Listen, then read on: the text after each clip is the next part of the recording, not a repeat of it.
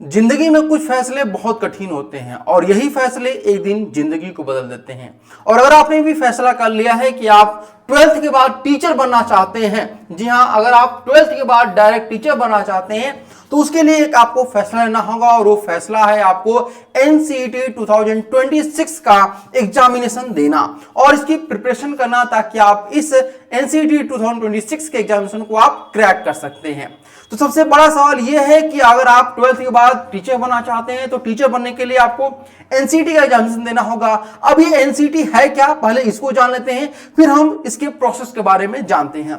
तो देखिए, एनसीईटी का मतलब होता है आपका नेशनल कॉमन एंट्रेंस टेस्ट। जी हाँ, नेशनल कॉमन एंट्रेंस टेस्ट, यानी ये एक नेशनल लेवल का एग्जामिनेशन होता है। यानी नेशनल यानी कि हमारे राष्ट्र, हमारे देश में जितनी भी यूनिवर्सिटी है जहां पर भी 4 ईयर का बीएड कोर्स कराया जाता है, चाहे वो BA BEd, BSc BEd, BCom BEd हो, वहां पर एडमिशन के लिए आपको एनसीईटी का एग्जामिनेशन देना जरूरी है। ये हमारे एनईपी 2020 में मेंशन किया गया है। नेशनल एजुकेशन पॉलिसी 2020 में आपका ये बताया गया है कि आपको एडमिशन लेना है 4 ईयर बीएड में तो आपको एनसीईटी का एग्जामिनेशन देना होगा।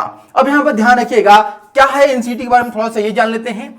N entrance exam conducted in India for admission to 4 year, मैंने वही बताया आपको 4 ईयर बीएड या आईटीपी। पहले क्या होता था कि 4 ईयर इंटीग्रेटेड बीएड चलता था, अब उस 4 ईयर इंटीग्रेटेड बीएड को बंद करके 4 ईयर आईटीपी कोर्स कराया जा रहा है। ठीक है, अब यहां पर हम बात करते हैं इसका पर्पस क्या है। ये जो आईटीपी यानी आपका 4 ईयर बीएड है, इसको कराने का पर्पस क्या है। तो for aspiring teachers who wants to pursue integrated BEd with subject specialization, यानी ऐसे टीचर को तैयार करना, क्योंकि हमारे देश में यह कहा गया है कि 2030 के बाद जो है 2 ईयर बीएड को बंद कर दिया जाएगा, 2 ईयर बीएड को बंद कर दिया जाएगा। और साथ ही साथ हमारे देश में जो 10+2 की पद्धति चल रही है स्टडी का, पढ़ाई का, अब ये भी बंद हो जाएगा। उसके बाद हमारे यहाँ पे जो है नई पद्धति, नए सिस्टम से हमारे यहाँ पे पढ़ाई कराया जाएगा। 5+4+5+3+3+4 के माध्यम से आपकी पढ़ाई यहां पर कराई जाएगी। तो उसके लिए टीचर की जरूरत है। जब भी कोई नई व्यवस्था आती है तो उसके लिए हमें एक नई चीजों को तैयार करना होता है। ठीक है, तो उसी लिए यहां पर टीचर का एक पौध तैयार किया जा रहा है कि आगे जाकर के 2030 के बाद के जो आरटीपी कोर्स किए रहेंगे स्टूडेंट, वही टीचर बन सकते हैं। ये बात हमारे एनईपी में कहा गया है। आप बात समझिए, तो इसका पर्पस एक ही है कि 2030 के बाद जो टीचर बनना चाहते हैं उनके लिए ये मिनिमम एलिजिबिलिटी क्राइटेरिया है एनसीईटी के थ्रू आईटीपी कोर्स करने का। अब एक शब्द यहां पे देख रहे होंगे आईटीपी, 4 ईयर आईटीपी। तो ये आईटीपी क्या है, इसको भी समझ लेते हैं। आईटीपी यानी कि आपका it is 4 year dual degree course designed to prepare quality school teacher from the start immediately after class 12th। यानी कि ये आईटीपी का मतलब फुल फॉर्म होता है इंटीग्रेटेड टीचर एजुकेशन प्रोग्राम। ये एक इंटीग्रेटेड टीचर एजुकेशन प्रोग्राम है जिसके द्वारा आप अलग अलग प्रकार के कोर्स कर सकते हैं। अब आईटीपी में कौन कौन से कोर्स है ये हम पहले जान लेते हैं। आपको पता होगा कि आईटीपी जो कोर्स है वह 2023 से स्टार्ट हुआ है, 2023 से ये स्टार्ट हुआ है आप लोग का। ठीक है, स्टार्ट हुआ है। इसके बाद इसका सेकेंड जो सेशन था वो 2024 में हुआ। ठीक है, सेकेंड। इसके बाद आपका थर्ड एग्जामिनेशन 2025 में हुआ। ठीक है, ये थर्ड हुआ। अब 2026 में ये जो होगा आपका ये फोर्थ होगा। यानी आप जो तैयारी करने जा रहे हैं आईटीपी कोर्स का, आप 4th बैच होंगे आईटीपी के। तो ये बहुत अच्छा मौका है आप सभी के लिए। तो 2025 तक जो है अभी तक केवल 3 कोर्सेस अभी जो है अवेलेबल थे। और वो कौन से कोर्स थे, तो ये कोर्स है आपका पहला आईटीपी बीए बीएड। यानी आप अगर आप बीए बीएड करना चाहते हैं, अगर आप जैसे आप बीए कर, पहले होता था कि आप बीए कर रहे हैं, ठीक है, तो बीए 3 ईयर का होता था और बीएड जो है आपका 2 ईयर का होता था। तो ये आपका टोटल 5 ईयर लगता था। अब इसी को 1 ईयर कम कर दिया गया। यानी आप 12th के बाद डायरेक्ट टीचर बनना चाहते हैं, बीएड करना चाहेंगे, तो वहां पर 1 ईयर आपका सेव हो जाएगा। ये जो आईटीपी बीए बीएड कोर्स है ये आपका 4 ईयर का कोर्स है। ठीक है, तो आपका यहां पर क्या है, 1 ईयर सेव हो रहा है। ठीक है, 1 ईयर जो है आपका वो सेव हो रहा है। तो ये आपके लिए सबसे बड़ी फायदे बात है। तो पहला कोर्स आईटीपी बीए बीएड है, सेकंड कोर्स है आपका आईटीपी बीएससी बीएड है और थर्ड है आपका आईटीपी बीकॉम बीएड है। ये कोर्स अभी तक यानी कि 2025 तक चल रहे थे। 2026 में 3 और कोर्स को ऐड किया जाएगा। वो 3 कोर्स कौन से हैं? तो ये चौथा जो कोर्स है आईटीपी योगा कोर्स, क्योंकि आपको पता है कि हमारे देश में इस समय योगा का बहुत ज्यादा क्रेज बढ़ा हुआ है। दिनचर्या, कोई भी दिनचर्या हो या फिर स्कूल की वैकेंसी आप देखेंगे तो अब योगा वाले जो टीचर उनका बहुत ज्यादा डिमांड बढ़ रहा है। ठीक है, तो योगा आईटीपी योगा कोर्स आप कर सकते हैं। इसके अलावा आईटीपी संस्कृत का कोर्स कर सकते हैं, जिसमें आप प्रॉपर तरीके से संस्कृत का टीचर आप बनने के लिए जो मिनिमम एलिजिबिलिटी क्राइटेरिया रहेगी उसको फुलफिल करेंगे। इसके बाद आपका आईटीपी फिजिकल एजुकेशन रहता है, यानी कि जो स्पोर्ट्स में जाना चाहते हैं या फिजिकल के क्षेत्र में जाना चाहते हैं उनके लिए बेहतर कोर्स हो सकता है। तो ये 6 कोर्स अभी जो है 2026 से आपका पूरी तरह से लागू हो जाएंगे। ठीक है, अब ये कोर्स आपको समझ में आ गया, यहां तक आपको आई होप आपको समझ में आ गया होगा कि क्या आपका एनसीईटी क्या है, आईटीपी क्या है, आईटीपी में कौन कौन से कोर्स हैं। अगर आपका मन हो चुका है कि आप इसकी तैयारी करना चाहते हैं तो प्रिस्टाइन क्लासेस की तरफ से जो है आपके लिए बैच लॉन्च कर दिया गया है एनसीईटी आईटीपी 2026 के लिए, गुरु बैच 2.0। ये केवल ऑनलाइन माध्यम से है और इस कोर्स करने के बाद आपका जो सपना है बीएससी बीएड आप एनआईटी से, आईआईटी से, आरआई से करने का वो पूरा कर सकते हैं। बीए बीएड टॉप यूनिवर्सिटी जो आपकी आरआई है, डीयू है, एयू है, इनसे आप पूरा कर सकते हैं सपना अपना करने का। और हमारे जो टॉपर्स अगर बात करते हैं हमारे कोर्स 2024 के जो टॉपर्स लिस्ट यहाँ पर आप लोग देख सकते हैं, जो हमारे यहाँ से सिलेक्टेड स्टूडेंट केवल एक मिनिमम है, मतलब बहुत ही, चूंकि अब इससे ज्यादा स्टूडेंट हम शो नहीं करा सकते, स्टूडेंट तो बहुत ज्यादा सिलेक्टेड हुए हैं। ठीक है, बट कुछ चीजें आपको दिखाना जरूरी है ताकि बहुत सारे स्टूडेंट बोलते हैं कि हाँ ये चीजें फेक हो सकती हैं, तो यहाँ पर आप लोग को सारी चीजें बता दी गई। अब यहाँ बात करते हैं कि जब आप ये कोर्स करने जाएंगे बाबू, तो अभी तक आपको पता होगा कि अभी जो आप पढ़ाई करते हैं क्लास 1 to 5 होता है, 1 to 5 के बाद आपका 6 to 8 होता है, उसके बाद 9 to 10, फिर आपका 11 12 होता है। तो ऐसे ही टीचर का भी वैकेंसी आता है, टीचर की आप लोग वैकेंसी आता है, वहां पे आप फुलफिल करते हैं। जैसे 9 to 10 है तो टीजीटी होता है, 11 to 12 है तो आपका पीजीटी होता है। ठीक है, अब लेकिन यहां पर उसी प्रकार से अब आपको स्टेज वाइज आपको कोर्स करना होगा। ठीक है, तो आईटीपी में आपके 4 स्टेज हैं। पहला जो स्टेज है वो फाउंडेशनल स्टेज है।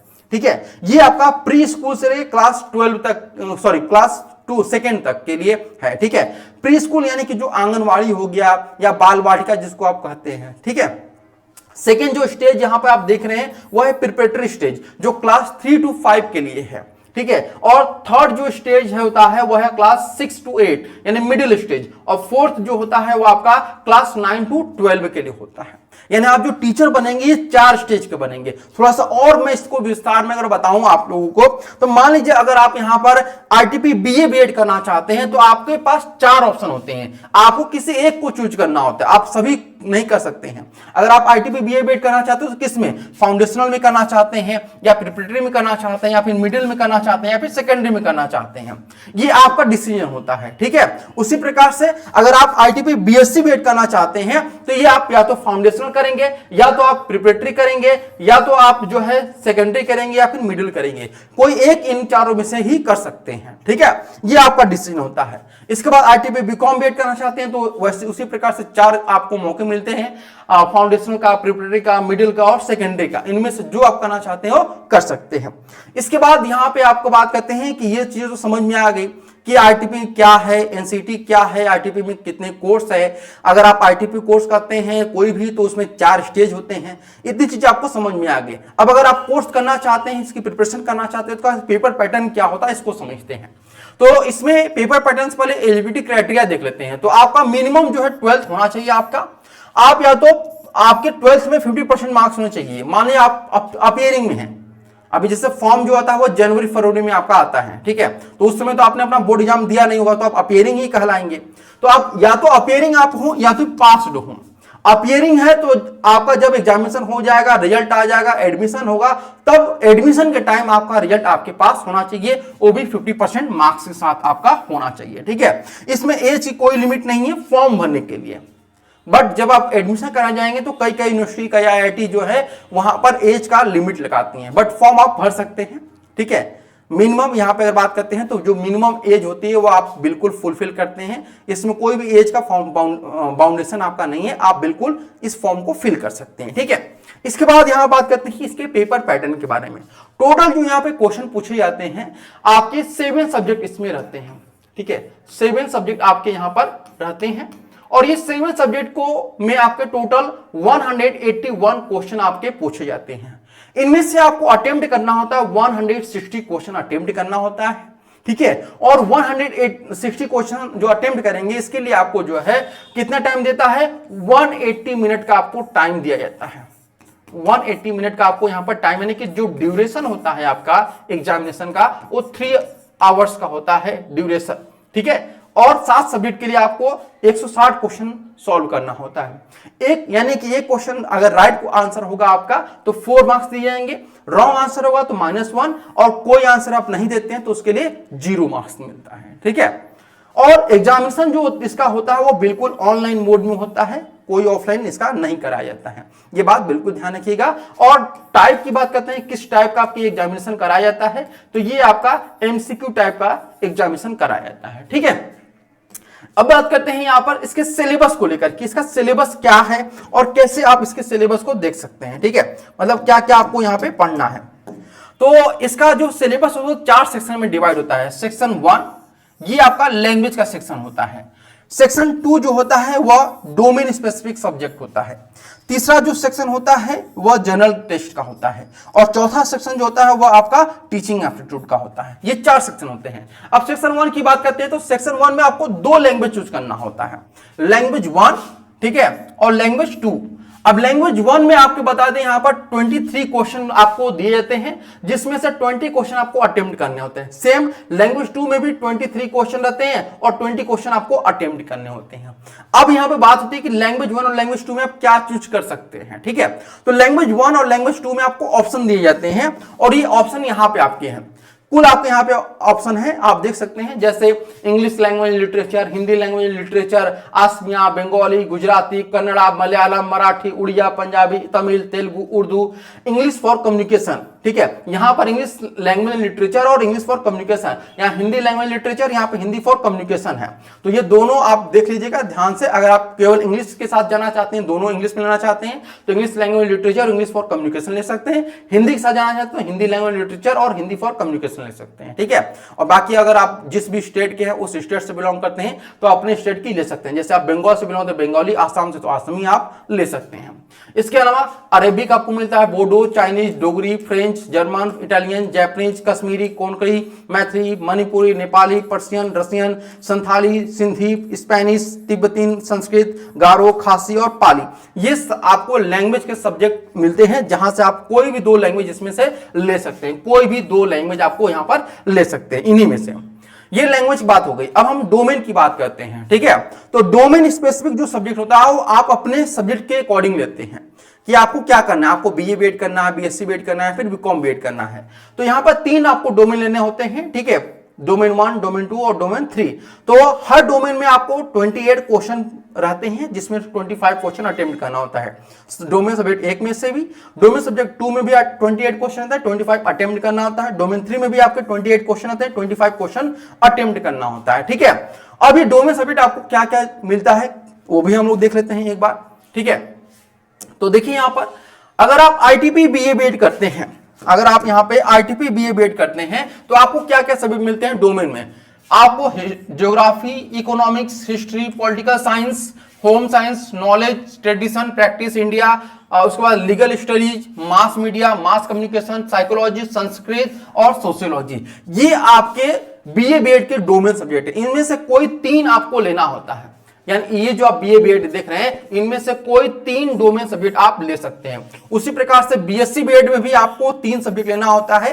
ये आपके पास ऑप्शन है, biology, chemistry, environmental studies, computer science, engineering, graphics, mathematics, applied mathematics, physics, agriculture, ये आपके रहते हैं, ठीक है। यहां पर आईटीबी बीकॉम बीएड में भी आपको 3 डोमेन सब्जेक्ट लेने होते हैं। इनमें है accountancy, book keeping, business studies, इसके अलावा economics, business economics, entrepreneurship, mathematics, ठीक है। इसके अलावा आपका अप्लाइड मैथमेटिक्स। ये आपके ITP BA BEd, BSc BEd, BCom BEd के डोमेन सब्जेक्ट है। इनमें से कोई भी 3 आप चूज कर सकते हैं जो आप करने जा रहे हैं, ठीक है। आया बात समझ में। अब यहां पर ध्यान से देखिएगा, तो यहां पर आपका डोमेन सब्जेक्ट मैंने बता दिया। अब आते हैं हम लोग जनरल टेस्ट में। तो जनरल टेस्ट में आपके 28 क्वेश्चन आते हैं, जिसमें से 25 क्वेश्चन आपको अटेम्प्ट करने होते हैं, ठीक है।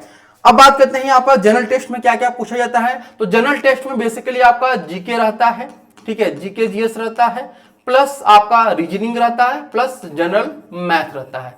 ये आपके 3 सब्जेक्ट रहते हैं, किसमें? जनरल टेस्ट में रहते हैं। टीचिंग एप्टीट्यूड में आपके 23 क्वेश्चन आते हैं, जिसमें से 20 क्वेश्चन आपको अटेम्प्ट करने होते हैं।